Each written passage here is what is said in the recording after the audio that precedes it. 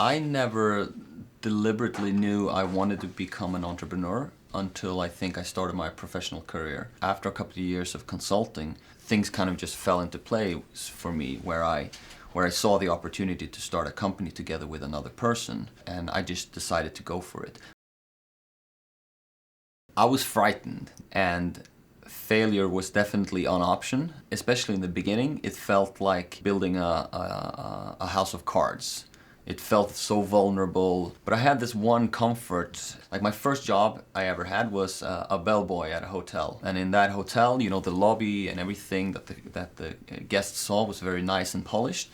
But behind the scenes, in the back office, it was a mess. So I realized there's a big difference of the perception of a company and the reality behind the scenes. That's one of the comforts that I still live with today, that all companies, they have their struggles, their fair share of struggles. My first barrier was, how do you go from being a core team of 2 founding partners and then recruiting a third one into that group? It changes the dynamics completely. There was definitely a bunch of barriers related to that, just building the team. But I also want to really emphasize the fact that that struggle is part of the excitement, number one, of being an entrepreneur. And number two, it's also part of how you become better. You will not have all the answers from the beginning, and you should not be afraid of that.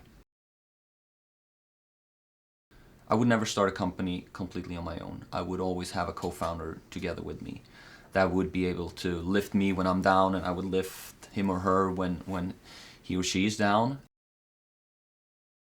I think the idea of Watify is really great. I think there's a lot of lessons one could learn from people that have been through these type of entrepreneurship journeys before. But then people really need to go out and do for themselves. You cannot learn everything in advance. You really have to dare taking the plunge into the unknown and kind of the dark end of the pool.